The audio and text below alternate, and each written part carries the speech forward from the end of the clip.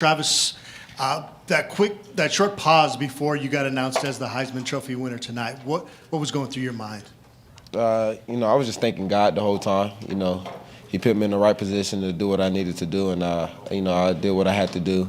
I left everything up into His hands.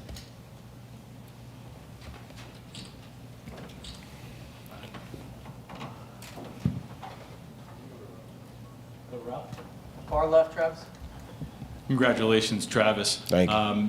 You had mentioned, even before the ceremony, your journey and your decisions. Mm-hmm. And I'm wondering, now in this moment, as you reflect about how you didn't feel like you were taking risks, like, what was it about those decisions that made you feel so confident, even though they were a path that most people don't take? Like I said before, I wanted to be different. So, me being different makes me feel more comfortable than doing the norm. So, me doing the different things that I did, leading up to that point, I had my faith in all my hands and in my hand, and I just believed in God. He always led me right, and I just kept believing in Him, and here I am.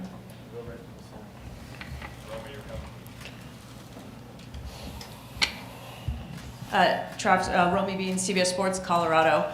You're not just the best player in college football, but you're truly a game changer. I'm curious what it means to you when you think about all the little kids that are looking up now and say, man, I want to be able to play on both sides. I want to be able to play 1,300 snaps a season. Never thought they could before, but they think they can now because of you.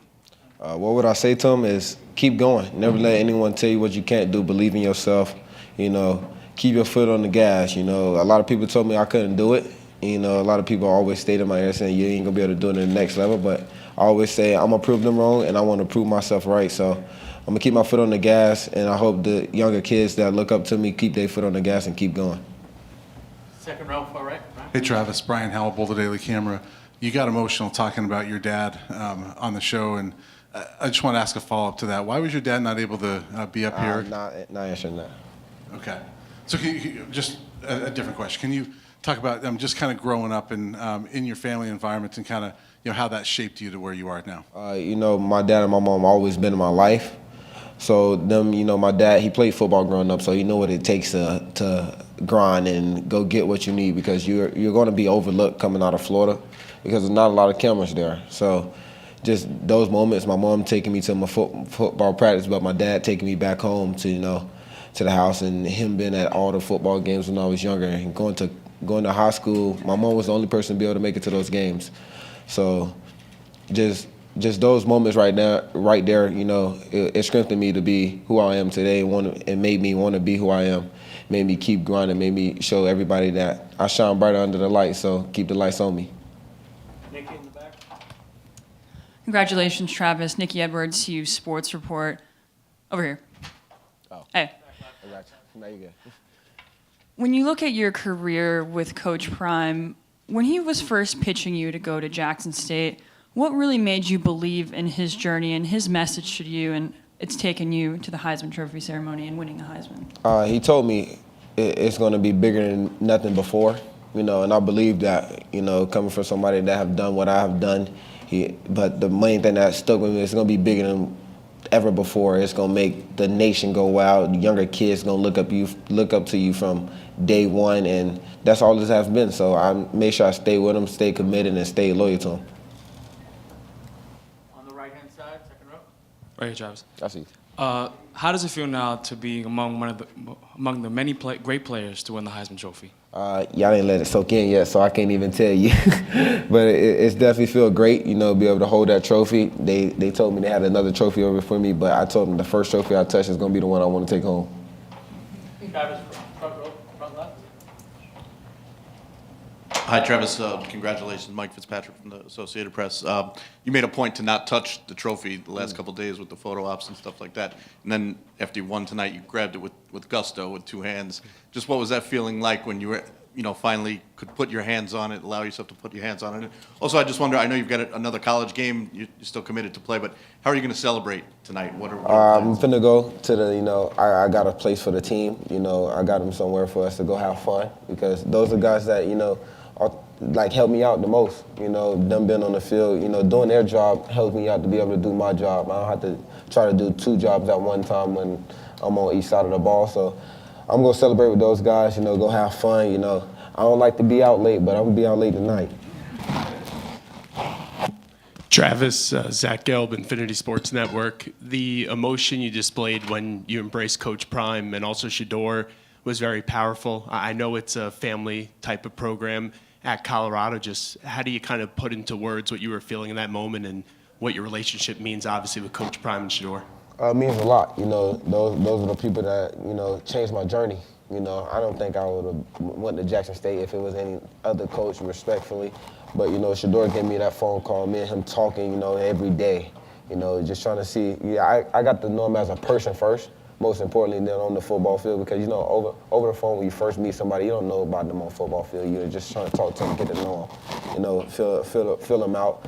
And then being able to talk to Coach Prime right after and you know, doing exactly what he told me that I will do, it makes me proud of myself, but also I thank him so much for changing my life forever. Travis, just give me one back. Back a little bit. Yes, sir. That up a little bit more for you. Things out a little bit. Right here, front left. Vicky Jones, VMH Sports, right here. I see. So you spoke about encouraging what Coach Prime said to you, how this would change your life, role model, some of those are your words. Can you say something now for those individuals who want to be better, who are in those communities, who are looking for a way out, just based on your experience? What would you, I know you always say, keep your foot on the gas, but can you break that down for them for some encouragement for them to get, maybe not in the places where you are, but definitely further than where they are now? I kind of break it down like this. You know, I play both sides of the ball, as you understand. It's hard to do that, but it's a lot of people, a lot of negative that come with it. A lot of people gonna tell you that you can't do it. You know, there's a lot of hate. You know, but you gotta understand yourself first. You know, you gotta grow up kind of fast. You know, I'm the oldest, so I definitely had to grow up kind of fast, because I had to watch over my little brothers and little sisters. But you grow up kind of fast. You know, it's a lot of people that tell you that you can't do it, and I always tell people to keep your foot on the gas no matter what. That means don't let down. Don't be down on yourself. Don't let haters or naysayers tell you what you can't do. Don't ever let nobody, you know, try to define who you are. You know, stay true to yourself. Always believe in yourself and believe in what you see and believe in your goals. And you keep going. You never let your foot off the gas, and you'll end up exactly how I ended up, being one of the best players in college football, going to the league next year. And you know, I got a long career ahead of me, but I want you to just keep going. You know, I think I'll be able to go to the next level and just dominate. So I want you to just continue to believe in yourself, have the confidence, and just always, I'll probably say, I'm not going to say believe again because I definitely believe myself so much, but just have that confidence of nobody can tell you what to do, nobody can tell you who you are and what you can't do. Thank you and congratulations. Thank you. Christopher Miller. Right here, Travis, front left. Christopher Miller, Sports Illustrated. First off, congratulations. Thank you. You're now a part of a elite fraternity, the Heisman Trophy fraternity. How did it feel to be embraced by previous winners? And if you could, please share what some of them may have said to you. A lot of them have said, you know, Desmond Howard, you know, he was always in my corner. You know, he told me, congratulations, keep going. And, you know, well, I already said congratulations. He said keep going. He said keep working hard. You know, next level is next, but stay true to yourself. And I'll say Mark Ingram, you know, he's like a big brother. He always checked up on me during the season, last year and this season, you know. And Cam Newton, that was my coach back in high school, my 707 coach. So, you know, we got a special bond, you know. Used to go over to his house. You know, I used to run routes for him, catch the football for him, you know, hang out, chill, get to know football more, the knowledge, you know, that he knows about football. I used to try to pick his brain and learn how to carry myself around.